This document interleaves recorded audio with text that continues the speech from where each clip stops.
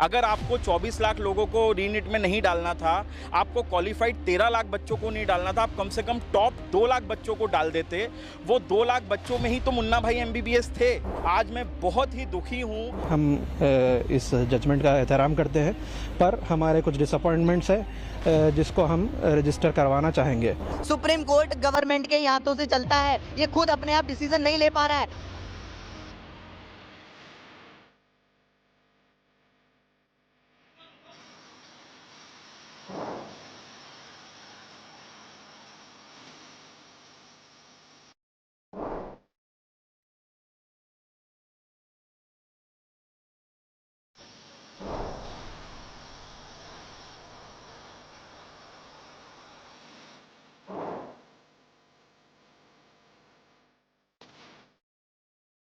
ये फैसला जो है, ये लाखों लोगों का दिल तोड़ने वाला फैसला है।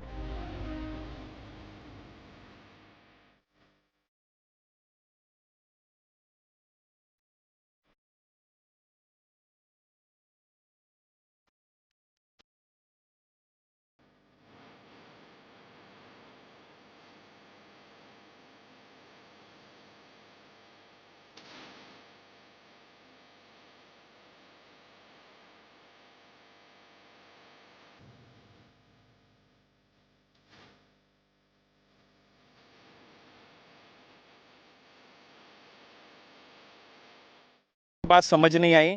आज माननीय CGI साहब एक ऐतिहासिक फैसला सुना सकते थे। अगर आपको 24 लाख लोगों को रीनीट में नहीं डालना था, आपको क्वालिफाइड 13 लाख बच्चों को नहीं डालना था, आप कम से कम टॉप 2 लाख बच्चों को डाल देते।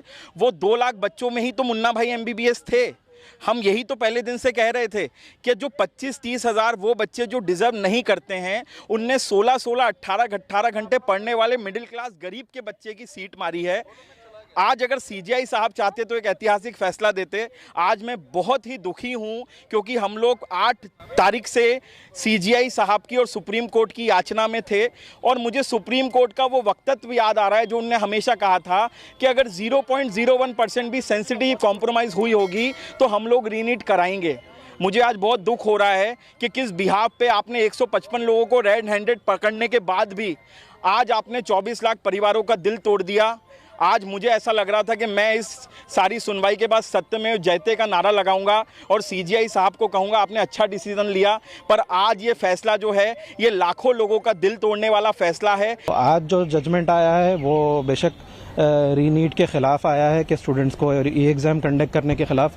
हम लॉ एंड ऑर्डर को मानने वाले लोग हैं, हम इस जजमेंट का एहतराम करते हैं, पर हमारे कुछ डिसअपॉइंटमेंट्स है जिसको हम रजिस्टर करवाना चाहेंगे।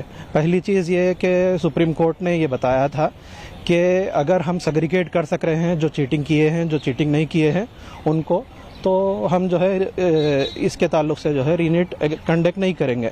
अगर सेग्रीगेट कर सक रहे हैं तो रीनीट नहीं करेंगे, सेग्रीगेट कर सक रहे हैं नहीं कर सक रहे हैं तो करेंगे।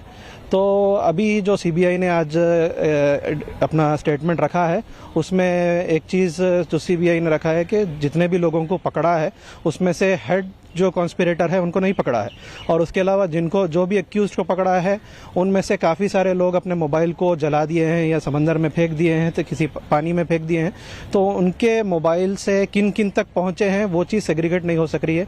उसके बावजूद सुप्रीम कोर्ट ने जो है फैसला दिया है कि ये जो है ब्रीच को हम आइडेंटिफाई नहीं कर सके हैं कि सिर्फ 150 लोगों तक पहुंचा है, यही CBI ने आइडेंटिफाई करके दिया है। उसके अलावा किन तक पहुंचा है ये सेग्रीगेट करने में फेल हुआ है CBI। उसके बावजूद जो है इसको दर्ज नहीं किया गया। और उसके अलावा दूसरी चीज़ ये भी रही कि सुप्रीम कोर्ट ने कहा था कि टाइमिंग ऑफ द जो ब्रीच है उसको भी हम कंसिडर करेंगे। अगर उसी दिन एग्ज़ाम के दिन होता है तो हम उसको कंसिडर ये करेंगे कि ज़्यादा बड़े लेवल पे ब्रीच नहीं हुआ है। मगर आज जो हमारे सामने बातें आई, सुप्रीम कोर्ट के सामने जो स्टेटमेंट्स आए, तो 2 किस्म के स्टेटमेंट्स आए। पहला स्टेटमेंट वही एक्यूजेस का स्टेटमेंट रिकॉर्ड हुए जिसमें एक दिन पहले जो है ब्रीच होने के बारे में बताया गया। हम समझते हैं कि एनटीए अपने क्राइम्स को छुपाने के लिए, अपने डिस्क्रिपेंसीज को, गलतियों को छुपाने के लिए स्टेटमेंट्स को बदलवाया है। जो तमाम स्टेटमेंट्स, पहले स्टेटमेंट्स आप तमाम एक्यूज के अगर देखेंगे तो वो बताते हैं कि एक दिन पहले या 2 दिन पहले जो है ब्रीच हुआ है, मगर उसके बाद जो बाद के जो सेकंड स्टेटमेंट्स है उसमें यह बताया गया है कि ब्रीच जो है एग्जाम के सुबह के 9 बजे या 8:30 बजे हुआ है। तो ये एक बहुत बड़ी चीज़ है जो एनटीए छुपाना चाह रहा है। काफ़ी सारे डिसअपॉइंटमेंट है, फिर भी हम सुप्रीम कोर्ट को एहतराम करते हैं और उनका जो जजमेंट है उनको उस चीज़ को जो है एक्सेप्ट करते हैं। सुप्रीम कोर्ट गवर्नमेंट के हाथों से चलता है, ये खुद अपने आप डिसीजन नहीं ले पा रहा है। ये कह रहा है कि छोटी चोरी हुई है, बड़ी चोरी नहीं हुई है। अगर एक छोटा सा गुनाह होगा तो उसकी सजा नहीं मिली जाएगी कि अभी तो जो है हम सबको आइडेंटिफाई कर लिया, सबको आइडेंटिफाई कर लिया तो लगातार दिन पे दिन केस बढ़ कैसे रहे हैं? केस रुक जाने चाहिए ना कि अब आज से केस नहीं बढ़ रहे हैं। ये बढ़ क्यों रहे हैं non stop? Per day case बढ़ रहे हैं, 150, 150, 155, अब डेली बढ़ते ही जा रहे हैं। ऐसे तो आप कह दो कि एक गुनाह कर दो तो माफी है उसकी तो।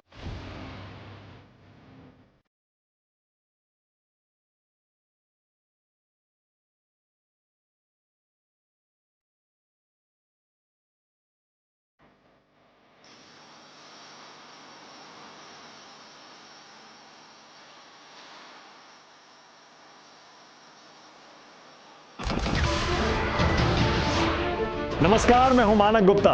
अगर आपको हमारा ये वीडियो पसंद आया हो तो इसे लाइक और शेयर जरूर करें और हां, हमें सब्सक्राइब और फॉलो करना ना भूलें ताकि आप देश और दुनिया की कोई खबर मिस ना करें। तो जुड़े रहिए हमारे साथ और देखते रहिए न्यूज़ 24।